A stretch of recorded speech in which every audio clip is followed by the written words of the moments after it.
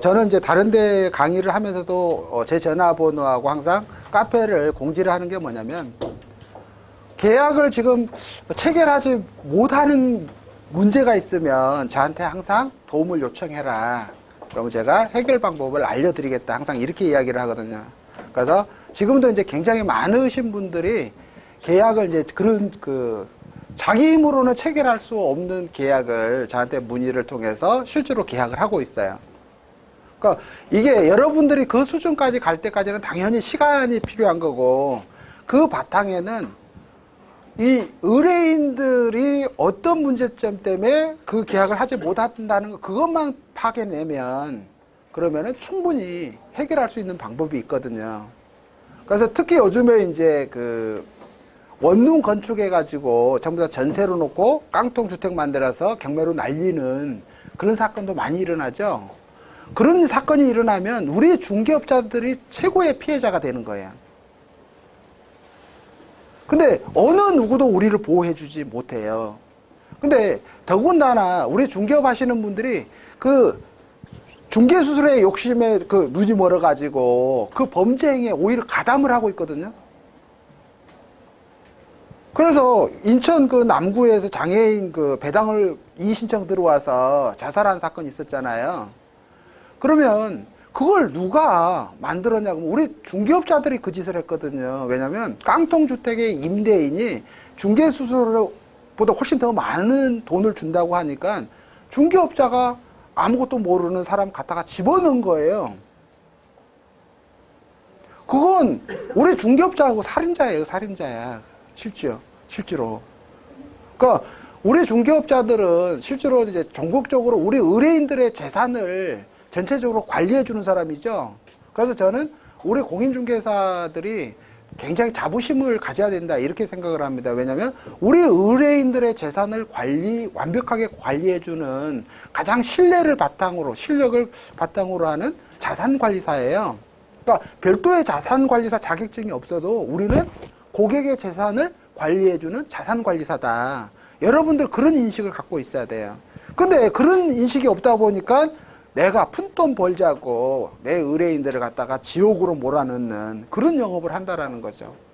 그래서 우리 중개업 하시는 분들은 정말 인품으로 존경받을 수 있을 만큼 그렇게 갖춰져 있어야 됩니다. 자, 지금부터 이제 계약서 작성 프로그램을 설명을 해드리도록 하겠습니다. 여러분들이 지금까지 본 적이 없는 그런 이제 계약서예요.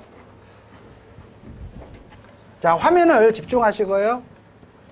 자, 요게 이제 제가 만든 아이프로라는 계약서 작성 프로그램입니다. 문제는 아까 우리가 이제 부동산 계약을 할 때 제일 중요한 게 그 물건의 확인 설명의 범위가 중요하다 그랬죠. 그래서 그걸 먼저 알아야 돼요. 만약에 내가 빌라를 계약을 해야 되는데 그게 정비사업지구에 있더라. 그러면 의뢰인한테 뭘 확인 설명해 줘야 될지 모르죠.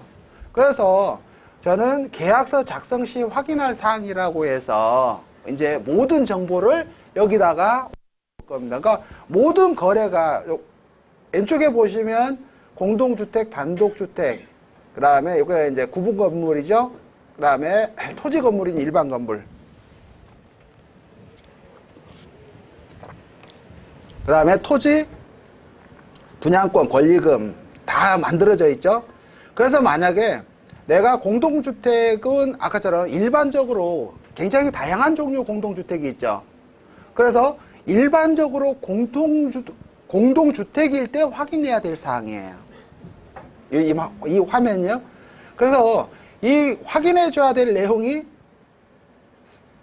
상당히 많죠. 기본적으로 확인해줘야 될 사항이 많아요. 자, 그 다음에 두 번째는 뭐냐면 내가 지금 거래하는 아파트인데 그게 조합 신축 아파트더라. 그러면은 조합 아파트에 해당일 때 반드시 확인해야 될 내용이 있어요. 자, 뭐냐면 제일 중요한 게 조합이 청산됐냐 안 됐냐, 그게 제일 중요하죠. 조합이 청산이 안 됐으면 내가 당연 승계 조합원이 돼서 조합 채무를 승계하느냐 안 하느냐, 그게 제일 중요하죠. 그래서 가장 중요한 내용들을 확인을 해줘야 되는 거예요. 그 다음에 조합 아파트인데 소형 아파트더라.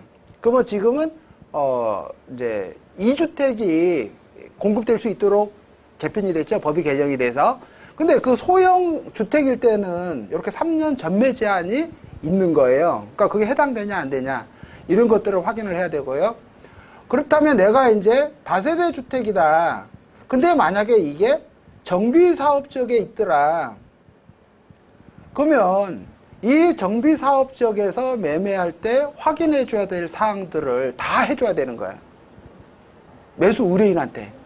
근데 여기서 한 가지라도 빠지면 이제 치명적인 문제가 발생을 하게 되는 거예요. 그래서 이것들을 다 근거로 남겨놓는 게 중요하거든요. 서로 내가 확인 설명을 하지 않았다 하더라도 계약서에 어떻게 한다고요? 확인 설명을 다 했고 매수자가 그것을 다 인지한 상태에서 이상 없음을 확인하고 계약을 체결한 것이다. 자필 설명을 쓴다 그랬죠. 그렇게 되면 우리가 대충 넘어갔어도 그게 통과가 되는 거예요. 자, 그래서 제가 요렇게 만들어 놨더니 좀 고지식한 분은 손님 올 때마다 이걸 다 설명을 하는가. 그럴 필요 없죠. 특약은 많이 다는 게 중요해요? 안 다는 게 중요해요? 안 다는 게 중요하다 그랬어요. 그죠? 확인 설명을 많이 하는 게 중요해요? 안 하는 게 중요해요? 안 하는 게 중요하죠. 그게 원칙이에요. 근데 아무래도 수상하면 근거를 남겨둬야 되죠. 그죠? 그래서 이렇게 하고 나중에 문제가 생기면 이렇게 하는 거죠. 이 자료들을 다 출력을 해서 제출하면 돼요. 나는 iPro라는 계약서 작성 프로그램을 가지고 계약서를 작성했기 때문에 반드시 이 사항에 대해서 다 확인 설명을 해줬다라는 증거 역할을 할 수가 있는 거예요. 안 보여줬어도. 그죠? 안 보여줬어도. 왜냐면 의뢰인들은 당연히 확인 설명 받고 자료 다 받아도 안 받았다 그러거든요. 그죠? 근데 그 증거가 없는 거예요. 그러다 보니까 기존에 우리가 한 장짜리 계약서 갖고는 이런 게 전혀 없거든요. 그래서 어떻게 할 수가 없어요. 그렇지만 이 프로그램을 쓰게 되면 그 모든 기록이 여기 다 있다라는 거죠. 그럼 이거 출력해서 제출해 주면 돼. 우리는 이렇게 영업을 해왔고 하고 있다. 그 이야기죠. 그래서 우리 공인중개사들이 완벽한 자기 방어적 기법으로 계약서를 작성할 수가 있다라는 거거든요. 그래서 우리가 이제 이 부분은 제가 계속 이제 상담을 통해서 필요한 부분을 계속적으로 추가를 해 나갈 거고, 그 다음에 특수한 거래 관계가 생길 때마다 계속 이제 추가를 해서 여러분들이 어떤 업무 형태든 완벽하게 파악할 수 있도록 그렇게 이제 만들어질 겁니다. 자, 그런 다음에 이제 그거 다 끝나고 당사자가 원래 계약 내용에 대해서 합의를 해야 되죠.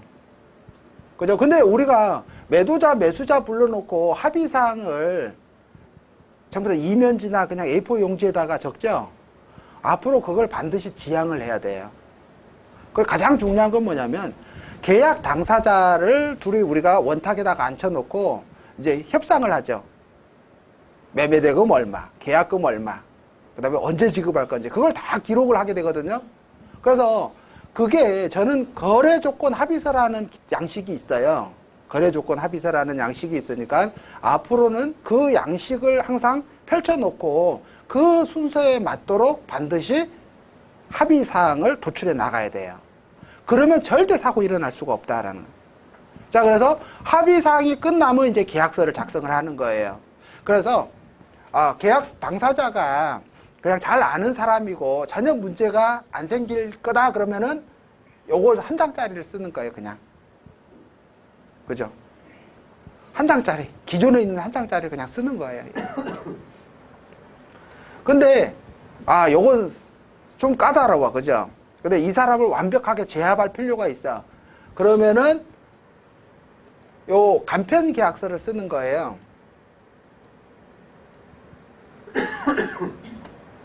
자, 간편 계약서를 이제 쓰게 되는데 이게 부동산이 2개면 이렇게 2개가 되는 거예요. 아까처럼 101호, 102호 이렇게 써야 되죠. 그러면은 이렇게 이쪽을 하나 더 누르면 이렇게 되는 거예요. 만약에 3개를 판다 그러면은 또 누르면 되는 거예요. 이렇게. 그래서 부동산이 여러 개라도 무조건 할 수가 있다. 근데 이게 만약에 대지가, 아파트도 대지가 2필지인 거 있죠. 그죠? 그런 것들은 토지를 갖다가 늘려줘야 되겠죠. 토지가 두 필지가 되는 거잖아요. 그죠?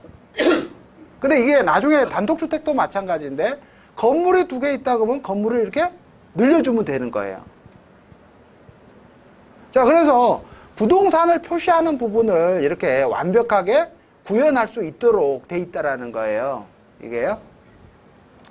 그 다음에 이제 아파트는 토지하고 만약에 그 건물하고 소유자가 다를 수가 없죠.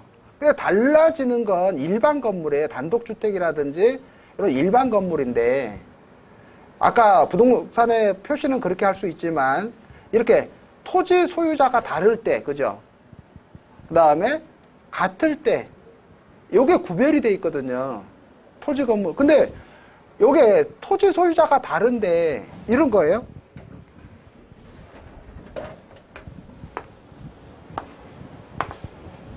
요게 갑소유, 요게 을소유 요렇게 돼 있으면 간단하죠. 근데 요게 소유자가 을, 병, 정 요렇게 소유를 하고 있어. 그리고 갑만 요 소유자야. 이걸 어떻게 표시할 거냐 이런 문제도 생기죠. 아니면 반대로 원룸주택이다 보니까 이게 여기만 갑을 이렇게 공동 소유고 땅은 아버지 병 소유일 수도 있거든요. 그죠? 왜냐면 이게 지금 제일 사고가 많이 일어나는 거예요. 요 형태 원룸주택에서 대형 사고가 나는 거예요. 근데 여기서 우리가 계약서를 쓰는 기법을 그래서 굉장히 조심해야 되는 거예요. 우리는 반드시 건물 소유자인 이 사람들하고 계약을 하게 되죠. 근데 토지 소유자가 이 계약에 대해서 책임을 져야 안 져요?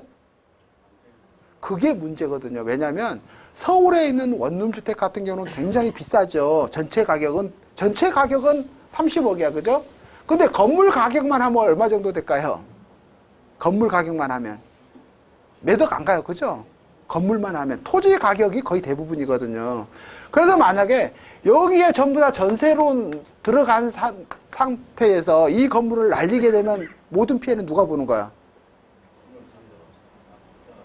이 사람은 전혀 피해 안 보죠?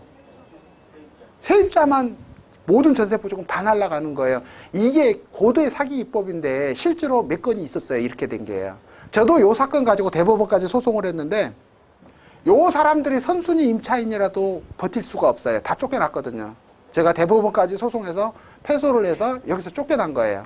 선순위 임차인이었는데도.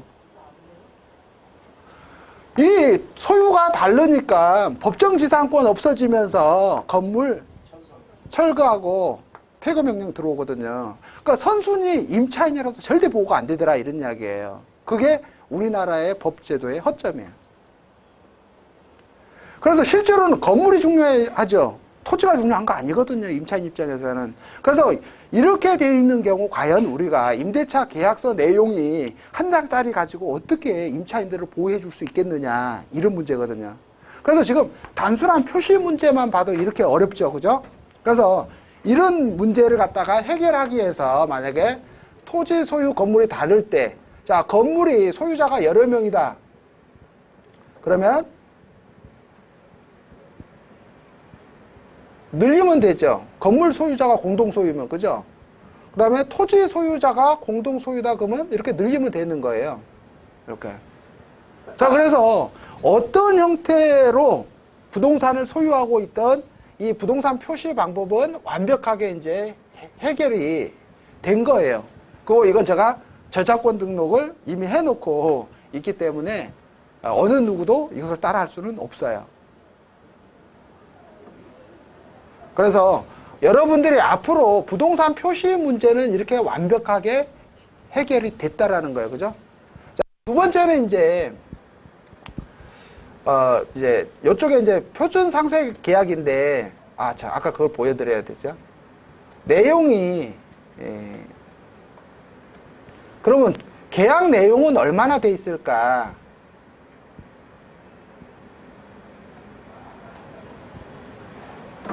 자, 지금 이 계약서인데요. 내용이 1조부터 시작을 해서, 한참 내려가죠?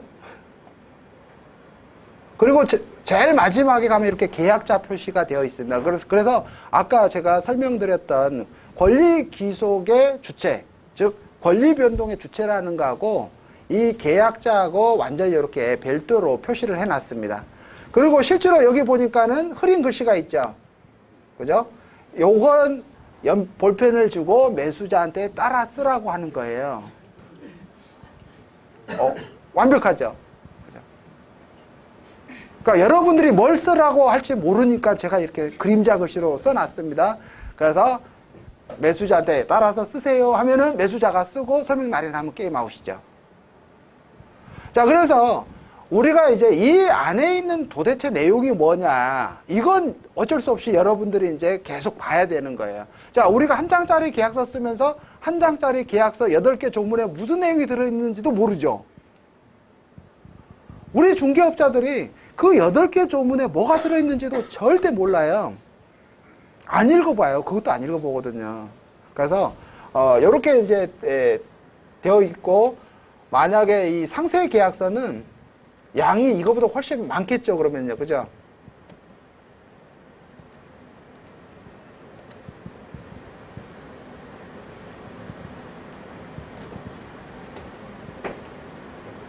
상세 계약서는 내용이 한참 더 내려가죠. 39개 조문으로 되어 있습니다. 그러니까는 제 계약서를 쓰려면 띡띡띡띡 하고 쓰는 프린터는 쓸 수 있어요, 없어요? 못 쓰. 우리 부동산 전문가예요. 레이저 프린터가 도입된 지가 언제고 가격도 한참 내려가 있거든요. 안 비싸요. 그래서 이제 우리 중개사무소에 레이저 프린터로 좀 바꾸세요, 그죠?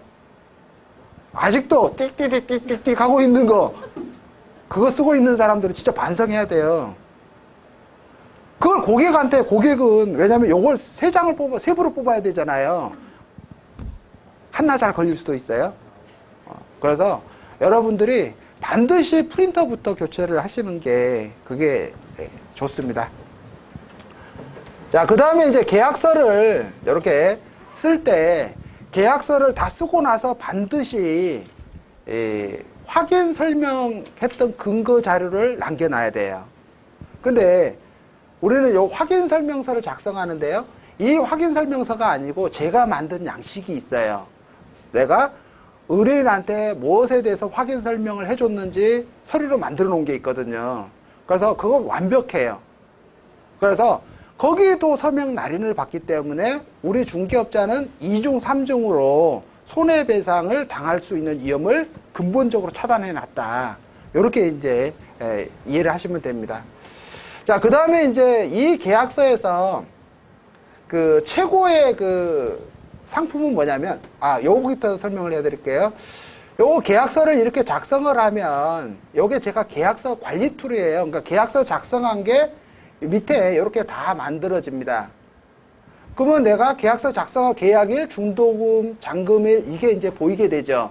그래서 내가 계약을 한 것 중에 잔금일, 그 다음에 이렇게 중도금 날짜가 여기에 다 표시되기 때문에, 그 다음에 요게 이제 나의 일정표에 다 표시가 되거든요. 여기 나의 일정표에 표시가 되기 때문에 이 부분은 전혀 고민을 하지 않아도 되고, 다만 아직 요게 이제 그 매물 관리라고 해서 요게 거래 정보망 기능이 아직은 없습니다. 그래서 이 그 거래 정보망 기능은 제가 이제 앞으로 꿈꾸고 있는 게 코볼 마케팅이라는 아주 새로운 마케팅 기법입니다. 그래서 그걸 이제 도입을 하려고 하는 거거든요. 그래서 이 그 코볼 마케팅을 추후에 완벽하게 만들어서 여러분들한테 이제 선보이려고 합니다. 그래서 이 코볼 마케팅은 쉽게 말하면 우리가 블로그 마케팅을 배우고 있죠. 근데 블로그 마케팅은 내가 내 물건을 극소수의 사람에게만 오픈할 수 있는 단점을 갖고 있죠. 근데 이 블로그를 쉽게 말해서 하나의 블로그를 10,000명이 사용한다고 생각해 보세요. 그러면 그 블로그 안에는 모든 물건의 종류가 다 들어있죠. 그죠? 자, 백화점보다 더 많은 다양한 물건이 가득 들어있는 거예요. 그러면 그 부동산을 구하는 사람은 당연히 글로 올 수밖에 없죠. 이게 제가 이제 꿈꾸고 있는 코볼 마케팅이라는 기법이에요. 그래서 우리 중개업자들이 근데 물건을 올릴 때 어마어마하게 노력을 들여서 물건에 관한 정보를 올리기가 너무 버겁죠. 그죠? 여러분들 등기부도 안 띄는데. 그래서 그것들은 기존 플랫폼으로 만들어져서 내가 순차적으로 다 입력을 하면 아주 멋있게 표현이 될 수 있도록 그렇게 만들어지는 거거든요.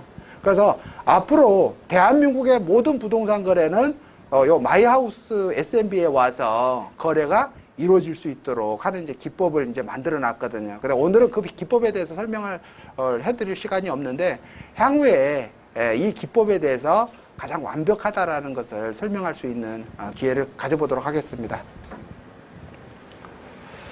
자, 이제 제가 제일 자랑하는 게 이 특약 작성 및 관리입니다. 그래서 우리가 지금 그 공부할 때 썼던 계약서에서 특약만 살짝 긁어다가 이 계약서에다 옮겨 붙이고 쓰고 있죠? 그러다 보니까 새로 저장하면 기존 계약서가 변경이 돼 버리는 거예요. 그죠? 옮겨서 붙였기 때문에 기존 계약서가 문제가 생길 수가 있잖아요. 그죠? 자, 그런 문제가 실제로 일어나거든요.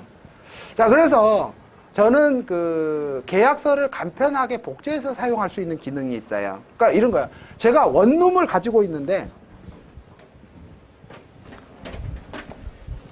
자, 요 원룸을 가지고 있어요. 그러면, 자, 원룸 지역에서 계약서를 쓰신 분들은 앞으로 요런 형태가 계약서여야 돼. 그러니까 요게 302호인데, 301호에 원룸 계약서를 썼어요. 근데, 그 다음에 201호에 쓸 거예요. 또 쓸 거예요.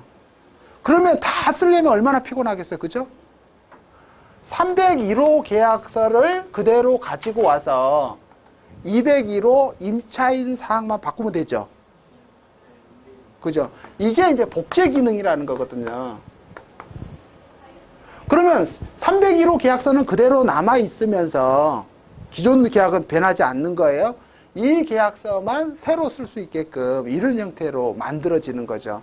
그러니까 내가 오피스텔에서 전문적으로 한다 그러면 당연히 하나의 계약서 복제 기능만 있으면, 이건 소유자가 동일하기 때문에 그러죠. 소유자가 동일하거나 동일 지번의 물건들은 부동산 표시가 동일하죠. 그래서 이런 것들을 갖다가 잘 활용을 하게 되면 계약서 작성하는 데는 큰 위험이 없고요. 그 다음에 여기는 뭐냐면, 우리가 이제 내가 만약에 공장 전문이다 그러면 공장에 관련된 특약을 만들어야 되겠죠. 그래서 특약을 만들어서 여기다 저장해 놓는 장소예요. 요건 저장고입니다. 쉽게 말하면 내가 만약에 원룸 지역에서 중개업을 한다 그러면 원룸과 관련된 특약을 만들어야 되겠죠. 그래서 만들어서 여기다가 넣어놓고 있는 거예요. 그리고 필요할 때마다 여기서 바로 출력을 해서 계약서에 첨부만 하면 되겠죠. 우리는 항상 특약이 계약서의 밑에다가 자꾸 쓰다 보니까 양이 늘어나면 그렇거든요. 그래서 이 특약은 별지로 항상 이렇게 만들어 놓고 불러와서 약간 수정만 해서 다시 쓰시면 돼요. 자, 그러니까 우리가 한 번만 가장 자주 사용하는 특약을 만들어서 넣어 놓으면, 그러면 매일 그것만 쓰면 되죠. 자, 근데 이제 그러면 이 특약을 만들어야 되겠죠. 그러니까 우리가 제일 힘든 게 이 특약 만드는 거거든요. 그래서 여러분들이 그 어려운 특약을 가장 쉽게 만들 수 있게끔 제가 특약 툴을 만들어 놨습니다. 그거 한번 볼게요. 자, 요게 이제 특약 작성하기 툴입니다. 요게 지금 여기 이렇게 보니까 부동산 매매 계약, 주택 임대차, 그죠? 요게 상가 권리금, 분양권, 입주권, 상황별 특약 이렇게 돼 있어요. 아까 우리가 이 중개보수가 받는 게 제일 문제다 그랬잖아요. 그러니까 중개보수를 내가 받으려면 요게 중개보수에 관한 특약이 이렇게 많이 만들어져 있어요. 요건 뭐냐면 일반 사람들이 중개보수를 안 주는 형태를 저는 다 알아요. 그러니까 너가 그런 꼼수를 부려도 중개수수를 줘야 된다라는 조항이에요, 이게. 그래서 이 중개보수 요걸 갖다가 사용하면은 이렇게 밑으로 이렇게 다 만들어지는 거예요. 그러면 내가 읽어보면서 수정할 거 수정하시면 돼요. 수정하고 그 다음에 여기다가 아까 관리용 제목을 써서 저장을 하시면 되죠. 이게.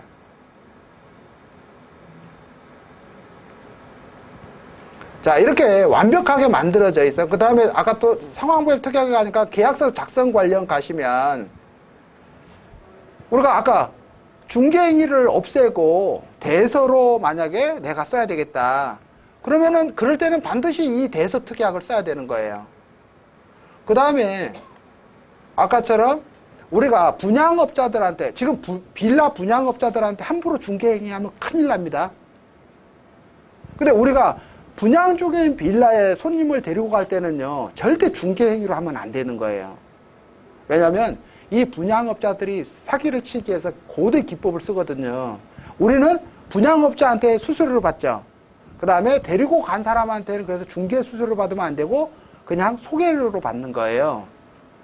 그리고 그런 의뢰인들은 위험이 있잖아요. 상가 분양, 빌라 분양 이런 그때 손님을 갖다가 댈 때는 무조건 손님한테 그쪽에 내가 소개해 주는 거다 이렇게 해야 돼요.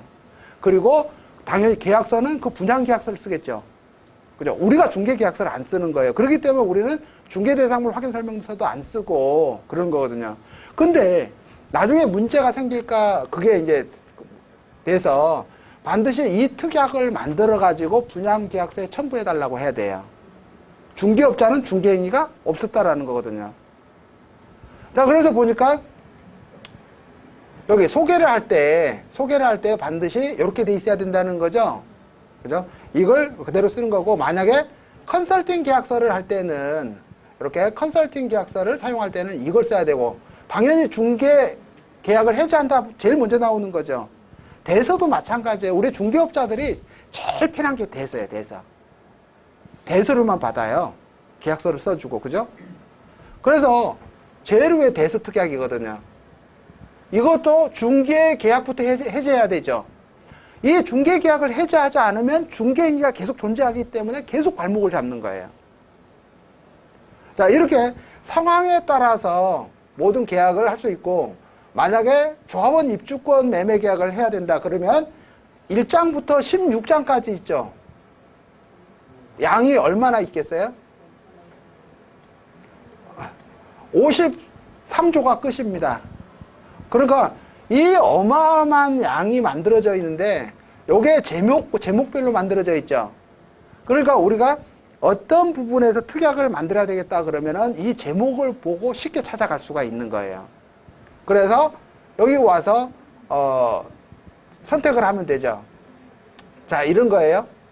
만약에 조합원 입주권 매매 계약을 했는데 내가 찍어놓고 그 다음에 다른 매수자 찾아가고 그 사람한테 되팔아야 되죠. 그러니까 믿음기 전매를 해야 되는 거예요. 그러면 우리는 옛날에 계약서에다가 누구누구의 1인 이렇게 쓰죠. 그렇게 쓰면 바로 뭐예요? 허위계약서 작성. 그죠? 그건 바로 허위계약서 작성이야. 그래서 바로 걸려드는 거죠. 그래서 앞으로 계약서에 절대 누구누구의 1인 이렇게 과거에 다 그렇게 썼거든요. 그래서 매수자 찾아가지고 그 매수자하고 직접 계약서 쓰면서 기존 계약서 폐기시켜버리잖아요. 그건 말이 안 되는 거예요. 앞으로는 합법적으로 당사자를 변경할 수 있다라는 조문이 계약서 안에 들어가면 되겠죠. 그죠? 그래서 매수자에게 부득이한 사유가 발생했을 때는 매수인을 변경할 수가 있다요. 항상 그러니까 이런 거야. 내가 샀는데 내가 안 되면 우리 와이프로 바꾸겠다 이렇게 표현만 하는 거죠. 그래서 매수자를 변경할 수 있다라는 특약이 필요해. 그죠? 그럴 때 쓰는 특약이 이 이야기예요. 그러니까 위에 사용례 예를 이렇게 제시해 놨죠. 매수인 앞으로 명의 변경을 할 수가 없을 때를 대비해서 매수인을 변경할 수 있도록 하기 위해서 사용하는 특약이다. 그때 쓰는 거예요. 그래서 요거 보니까 이렇게 돼 있죠. 매수인은 계약 체결 시 미리 고지하고 합의한 경우에는 잔금 지급 기한 전까지 매수인 변경을 청구할 수 있다. 그 다음에 매수인이 입주권 명의 이전할 수 없는 부득이한 사유가 있을 때는 매수인 변경을 요청할 수 있다. 그죠? 이렇게 만들어 놓고 이걸 쓰면 언제든지 매수자 변경을 할 수 있다는 거죠. 그죠? 자, 이렇게 모든 내용이 다 들어있어요. 자, 매매계약서를 보면, 자, 우리가 매매대금 쪽에 가다 보면요. 우리가 계약을 할 때 계약금을 안 갖고 오는 계약을 종종 쓰죠. 계약금 없는 계약을 종종 써요. 근데 그게 얼마나 무서운지를 모르고 쓰는 거야. 그죠? 계약금을 안 주고 계약서를 쓰면요. 매수인은 계약 이행을 할 생각이 없어. 매도자가 계약을 포기할 때까지 기다리는 거죠. 의도적으로. 그래서 급매물이 나왔을 때 다 그 작업을 하는 거예요.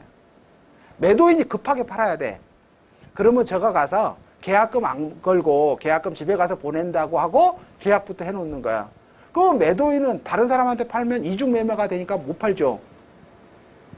그래서 보상금을 받고 계약을 해제시켜 주려고 그런 일을 꾸미는 거거든요. 자, 그래서 만약에 계약금이 없다.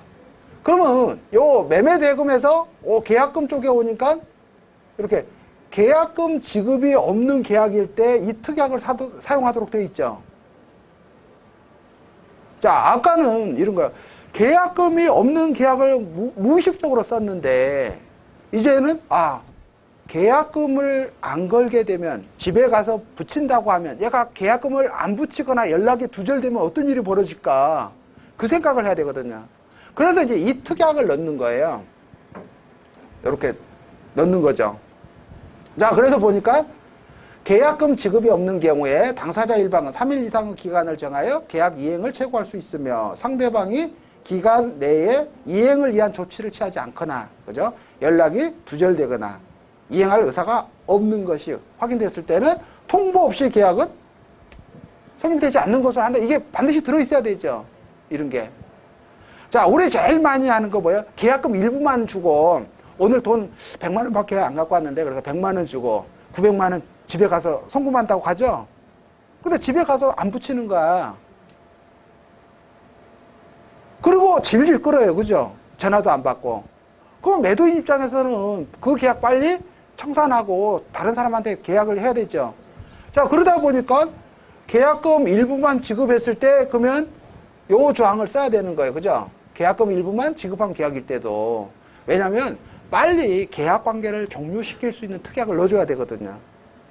자, 이렇게 모든 그 계약의 내용이 이렇게 다 만들어져 있어요. 자, 그러면 여러분들이 이 특약 내용을 다 읽어봐야 되는 거죠.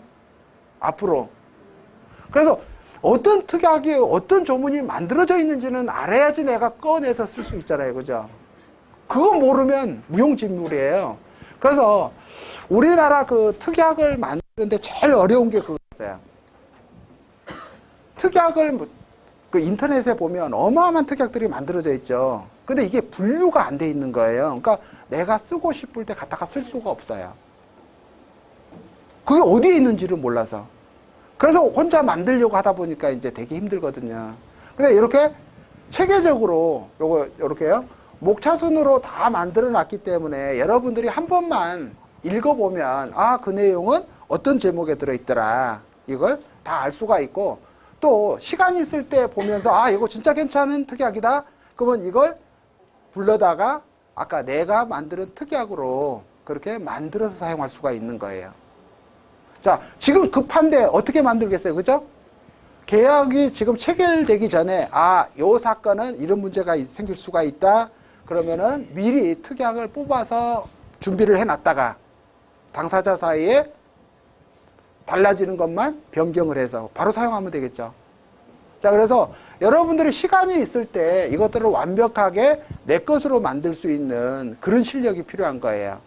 자, 하여튼 만드는 것은 되게 쉽게 되어 있어요. 그래서 여기서 이렇게 사용 이렇게 해가지고 그 다음에 요것을 날짜 적고요, 금액 적고 은행 어디 은행인지 이런 거 다 적어야 되겠죠.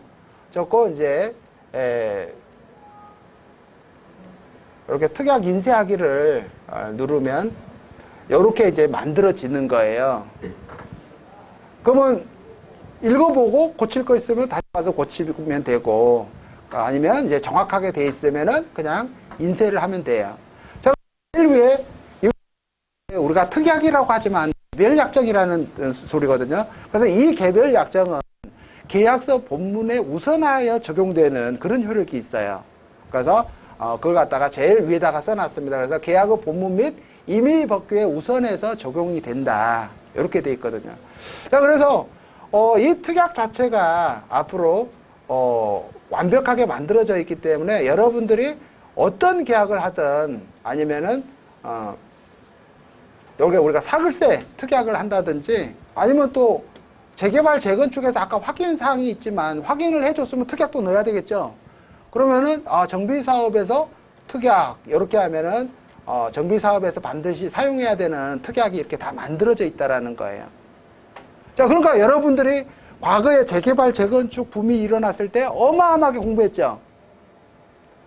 근데 지금 다 까먹고 아무 생각이 안 나죠. 그러니까 뭘 확인해 줘야 될지도 모르고 특약으로 뭘 넣어야 될지도 모르는 거예요. 자, 그러다 보니까 결국 또 새로 공부를 해야 되죠. 근데 이 계약서 작성 프로그램은 이렇게 모든 내용들이 다 함축돼서 들어있기 때문에 여러분들이 계속해서 반복적으로 사용할 수가 있다라는 거예요. 그리고 제가 필요할 때마다 계속 업그레이드를 통해 가지고 무슨 문제가 생기면 그것을 막을 수 있는 방법을 바로바로 이제 업로드 드리거든요. 자, 그러다 보면 우리가 이렇게 내가 만든 특약이 이렇게 만들어지겠죠? 그러면 내가 만든 특약을 그대로 다 쓰시면 돼요. 이미 여기 이제 만들어 놓은 건데 이렇게 불러와서 쓰고 다시 편집하고 싶으시면 이 창에 가셔가지고 이렇게 다시 편집을 하고 사용을 하면 되거든요. 자, 그래서 이 특약 작성기에 여기에 들어있는 내용이 제가 지금까지 출판한 교재 전 내용이 다 들어있는 겁니다. 자, 그래서 요 부동산 매매 계약서를 선택을 하고요. 이 중에서 가장 중요한 내용이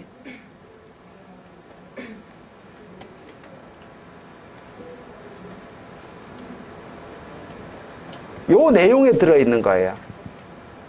자, 만약에 우리가 만약에 오피스텔이다 그러면은 포괄 양도 양수, 그죠? 그럴 때는 이것을 이렇게 표시를 하면 요게 포괄 양도 양수 계약에 관한 특약이 이렇게 딱 붙는 거예요. 가장 필수적인 건 계약서에 넣어놨어요. 자, 그러니까 만약에 여러분들이 이 계약서에도 어떤 내용이 있는지는 알아야 되죠? 왜냐면 계약서에 있는데 특약으로 또 갖다 쓰면 웃기잖아요. 그래서 우선은 이 계약서 중에서 가장 중요한 것들은 이렇게 계약서에 다 들어와 있습니다. 그러니까 당사자 변경이라든지 의사표시 방법. 자, 의사표시가 왜 중요하냐면 이런 거예요. 우리나라 사람들은요, 꼭 계약이 잘못되면 내용증명 우편을 보내잖아요. 그죠? 근데 내용증명 우편 보내면 꼭 상대방이 받을 거라고 생각하나 봐요. 그죠? 받아요, 안 받아요? 안 받아요. 그죠? 안 받아요. 그러면 의사표시는 상대방한테 도달해야만이 효력이 있다는데 전화도 안 받고 내용증명 우편도 안 받고 그래서 계약을 해제를 못하는 거야. 그죠? 계약 해제 의사표시가 상대방한테 도달해야만이 계약이 해제되는데 해제 의사표시가 상대방한테 도달하지 않으니 결국 어떻게 해야 돼요? 공시송달까지 해야 되죠? 최우수단 공시송달까지 해야 된단 말이에요. 그래서 이렇게 신속하게 계약을 청산하기 위해서 반드시 의사표시의 방법에 관한 합의가 있어야 되는 거고요. 또 하나는 뭐냐면 우리나라 사람들은 번복을 그렇게 너무 잘하는 거야. 금방 한다 그랬다가 또 갔다 안 한다 그랬다가 또 한다 그랬다가 또 안 한다 그랬다가 그러면 한다는 소리요 안 한다는 소리요? 그래서 그 분쟁이 제일 많이 일어나요. 너 안 한다 그랬으니까 계약 해제된 거야. 야, 뭔 소리야, 내가 한다 그랬지. 그래서 업무 중에 그게 굉장히 많이 발생을 하고 그게 분쟁이 일어나면요 진짜 해결 방법이 없어요. 그래서 여기다가 완전히 못을 박아버린 거예요. 어떻게든 의사표시를 했으면 그게 확정적 효력이 있다 이렇게. 그러니까 장난 삼아서라도 의사표시를 하면 어떻게 된다고요? 그대로 효력이 있다. 그래서 번복이라는 게 없다라는 거예요. 근데 지금까지 우리나라 계약서에는 그런 것도 없고 판례도 없어요. 나중에 이게 강행법규 위반돼서 효력이 없다라고 판결이 나올 때는 그때 가서 다시 해보는 거고, 그죠? 그 전까지는 이렇게 해야 된다는 거예요. 그 다음에 아무리 통지를 해도 안 받아. 그러니까 어떻게? 내가 문자로 보내면 지가 보겠지, 그죠? 문자로 보내면 살짝 볼 거 아니에요. 그 다음에 우편물을 자기 집 앞에다 갖다 놓으면 보겠죠. 그래서 송달 방법을 이렇게 유치 송달이라든지 전자적 방법에 의한 발신주의를 채택을 해버린 거예요. 이것도 나중에 대법원이 야 박성훈이 너 이상한 짓 하지 마. 이거 무효야. 그러면 그때 가서 무효라 하더라도 그죠? 대법원까지는 갈 거 아니에요. 그죠? 그래서 아마 이제 대법원이 머리가 아플 거예요. 제 계약서를 보고 이게 효력이 있냐 없냐 다 판단해 줘야 되거든요. 그래서 여러분들이 아마 제 강의를 들어보신 분은 제가 얼마나 많은 고민을 하면서 계약서 작성법과 특약실무 이 강의를 하시는지 알아요. 근데 이제 실제로 주된 강의는 이것들은 툴이고 그죠? 다 만들어 준 거고 여러분들이 실제로 계약 체결할 능력을 배양을 해서 여러분들이 어떻게 이 부동산 중개업에서 성공할 것이냐 그게 제일 중요하거든요. 그러니까 내가 아무리 실력이 많아도 돈을 못 벌면 실패한 중개업자죠.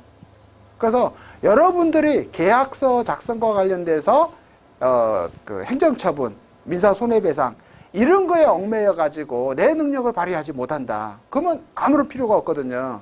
그래서 행정책임하고 민사손해배상 책임에 대해서는 제가 완벽하게 막아준다 이런 이야기예요. 여러분들은 무조건 계약을 체결할 능력을 키워서 계약을 많이 쓰고 그 다음에 찍기라든지 뭐 컨설팅이라든지 업다운 계약서 이런 거 다 할 수 있거든요. 합법적으로. 다 합법적으로 하는 거예요. 그래서 어떤 상황에서도 계약을 체결할 수 있도록 제가 여러분들한테 그 도구를 제공해 드린 거예요. 이 안에 다 있습니다. 자, 그래서 여러분들은 앞으로 매수자, 매도자 그걸 갖다가 잘 설득을 해서 계약을 성사시키는 거기만 집중을 하시면 되는 거고 그 이상 배워야 될 게 없다고 보거든요. 자, 그래서 제가 이제 요 계약서 작성 프로그램과 관련돼서 만드는 게 이제 마이하우스라는 전국 이제 그 코블로그 마케팅이라는 개념이거든요. 그래서 그 마케팅 기법이 완전히 이제 도입이 되면 우리 중개업 시장에 대혁명이 일어나지 않겠느냐 그런 생각을 갖습니다. 우리가 지금 그 대기업이 중개업 시장에 들어오는 거하고 애국계 기업이 중개업 시장에 들어오는 걸 굉장히 두려워하고 있죠. 그래서 굉장히 많은 사람들이 우리 공인중개사들도 전국 단위 뭐 조합을 만들자 이런 이야기를 하거든요. 그러면 조합이 만든다라는 건 기본적으로 뭐가 있어야 돼요?